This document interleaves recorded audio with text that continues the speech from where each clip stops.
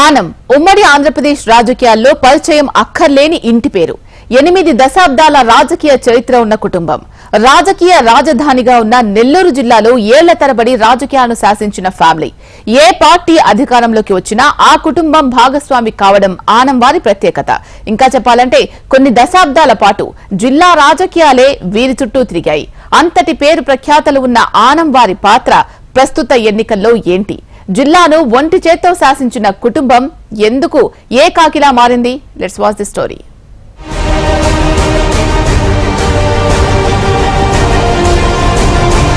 రాజకీయాల్లో ఓడలు బండ్లు, బండ్లు ఓడలవుతాయి అంటారు పెద్దలు. ప్రస్తుతం నెల్లూరు రాజకీయాలు చూస్తుంటే బహుశా ఈ నానుడి ఆనం కుటుంబానికి సరిగ్గా సరిపోతుందేమో అనిపిస్తోంది. గతంలో రాష్ట్రం, జిల్లాలో చక్రం తిప్పిన ఆనం ఫ్యామిలీ కాలక్రమంలో నేడు ఒక నియోజకవర్గానికి మాత్రమే పరిమితమైంది. అందున మాజీ మంత్రి, ప్రస్తుత వెంకటగిరి ఎమ్మెల్యే, ఆత్మకూరు తెలుగుదేశం పార్టీ అభ్యర్థి ఆనం రామనారాయణ రెడ్డి ఇప్పుడు గడ్డు పరిస్థితులు ఎదుర్కొంటున్నారు. ఒకప్పుడు ఆనం కుటుంబానికి టికెట్ ఇచ్చేందుకు రాజకీయ పార్టీలు పోటీ పడేవి. ఇప్పుడు ఒక్క టికెట్ కోసం కాళ్లరిగేలా తిరగాల్సిన పరిస్థితులు నెలకొన్నాయి.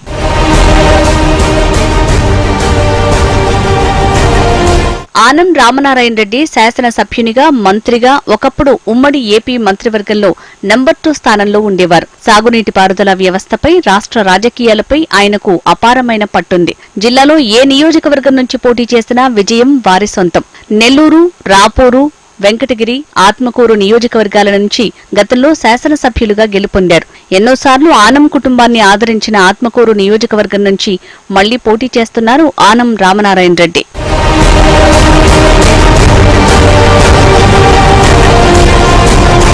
ఆనం కుటుంబానికి రాజకీయంగా ఆత్మకూరుతో విడదీయరాని అనుబంధం ఏర్పడింది.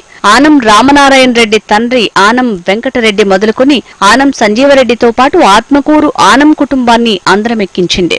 ఇక్కడి నుంచి ఎమ్మెల్యేగా గెలుపొందిన తర్వాత ఉమ్మడి ఏపీలో ఆనం రాష్ట్ర ఆర్థిక శాఖ మంత్రిగా అప్పటి కిరణ్ కుమార్ కేబినెట్లో కీలక పదవిని పొందారు. ఆ సమయంలో ఆనం ఆత్మకూరులో అభివృద్ధిని పరుగులు పెట్టించారు. ఒక దశలో ఆనం ఆత్మకూరుకు శాశ్వత శాసనసభ్యులు అన్నంత స్థాయిలో కీర్తి ప్రతిష్టలు గడించారు. అనుచరులు, అనుబంధాలు, అనుయాయులను సంపాదించుకున్నారు.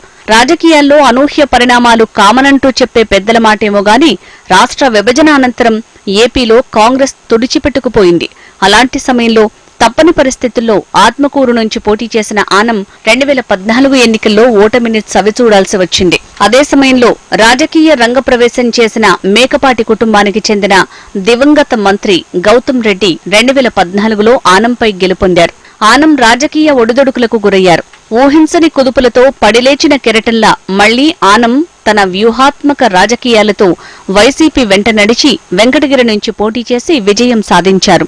అయితే రాజకీయ పార్టీలో ఆనం అక్కడ కూడా ఎక్కువ కాలం మన్నలేకపోయారు. స్వపక్షంలోనే విపక్షమన్నట్లు అధికార పార్టీపై ఆయన తిరుగుబాటు జెండా ఎగురవేశారు. దాంతో వైసీపీలో ఆనంకి రెబల్ ఎమ్మెల్యేగా ముద్రపడింది.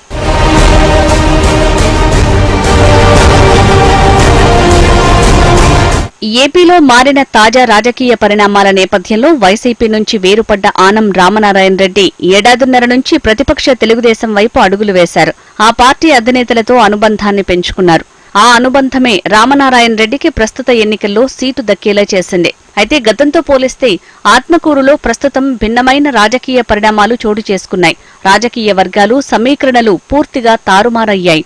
గతంలో ఆనం ఆత్మకూరుకు ప్రాతినిధ్యం వహించిన సమయంలో ఉన్న అనుచరగణంలో చాలా మంది మేకపాటి వెంట నడిచారు. ఇక ఆత్మకూరు తెలుగుదేశం పార్టీ 3 వర్గాలుగా విడిపోయింది. నియోజకవర్గంలో అనాదిగా పార్టీకి కార్యకర్తలు, అభిమానులు పుష్కలంగా ఉన్న అందరినీ ఒక్కతాటిపైకి నడిపించే నాయకుడు లేక చెల్లాచెదురయ్యారు. ఆత్మకూరు నియోజకవర్గంలో ప్రస్తుతం పోటీలో ఉన్న వైసీపీ, టీడీపీ అభ్యర్థుల సామాజిక వర్గానికి చెందిన ఓటర్లు అధికంగా ఉన్నప్పటికీ సింహభాగం అధికార వైసీపీతోనే ఉన్నారు. నియోజకవర్గంలోని కమ్మ సామాజిక వర్గం అత్యధిక భాగం తెలుగుదేశంతో ఉంది.